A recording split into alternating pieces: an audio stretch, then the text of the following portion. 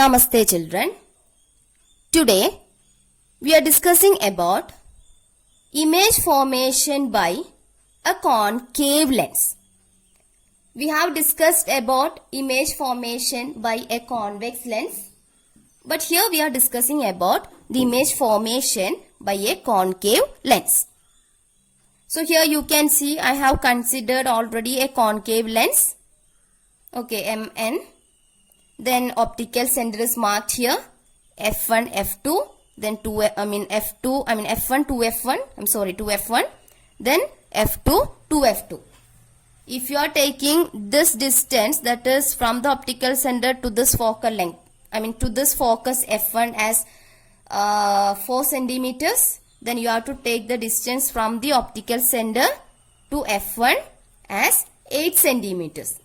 That must be the twice of this distance. If you are taking this distance as 3 centimeters, that is between F1 and O, then between O and 2F1, that must be 6 centimeters. 3, if it is 3, then 6.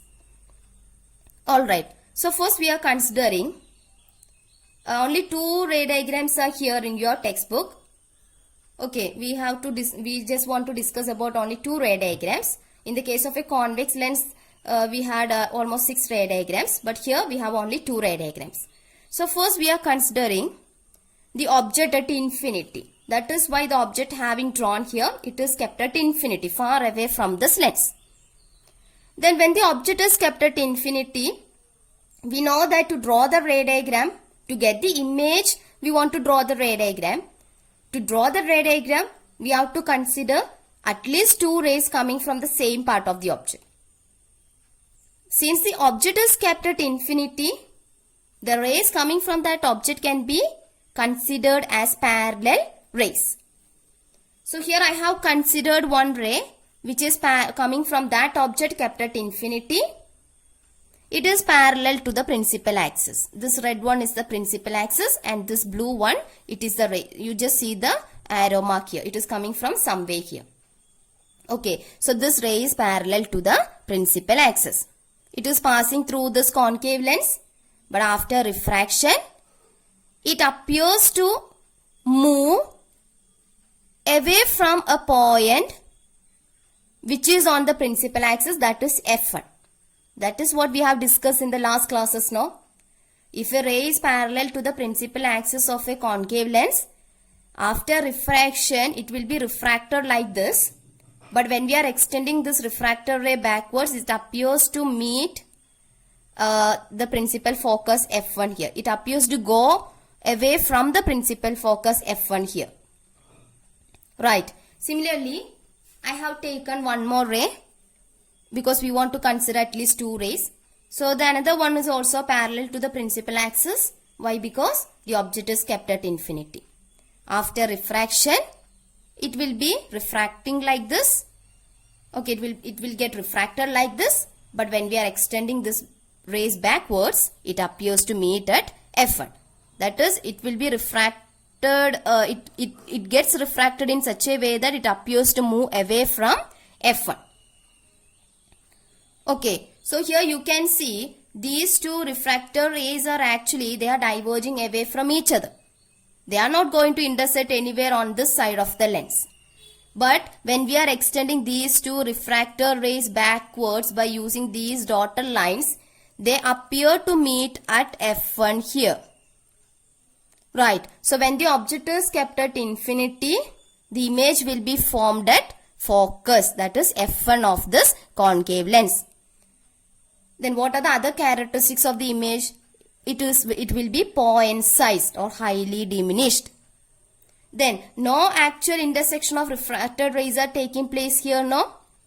They appear to intersect or they appear to meet here. Right. So the image formed will be a virtual image. And the image formed will be an erect one. Virtual and erect. Okay, image will be formed at F1, highly diminished, virtual and erect.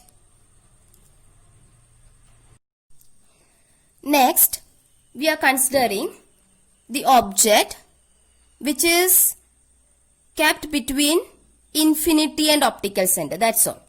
Okay, it can be kept somewhere here or somewhere here or somewhere here. wherever you want. Okay, it is just kept between infinity and optical center, that's all. So here I have considered one object AB here. Okay, then F1 to F1, F2 to F2 marked here. I'm considering one ray which is coming from the top part of that object AB parallel to the principal axis. After refraction, the refractor ray appears to move away from F1. That is when you are when you are extending this refractor ray backwards, it will meet here at F1.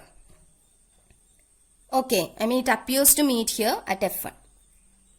The next ray I am considering coming from the top part of the same part of that object, passing through the optical center, so there won't be any deviation. And again you can see that these two rays are not intersecting on this side of the lens. But when we are extending these two rays backwards, you see I am extending this ray backwards. Okay, and I am extending this ray backwards, so they appear to meet at somewhere here. Okay, so at that point, we have considered the rays coming from the top part of the object.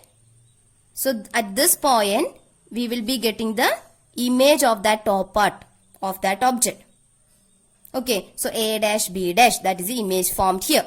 So top part here means bottom part here now on the principal axis. Okay, so what are it is actually marked with dotted lines. The image is actually drawn with dotted lines. Why? Because it is not a real image. So when the object is kept between optical center and infinity of the concave lens, then image will be formed between F1 and O. Okay, image is formed between focus F1 and optical center O. It is diminished now. Its size is quite, while you are comparing the size of this object and this image, it is diminished now. Okay, then you can see that it is a virtual image, because no actual intersection of these rays are taking place. So it is a virtual image, and you can see it is an erect image. Alright.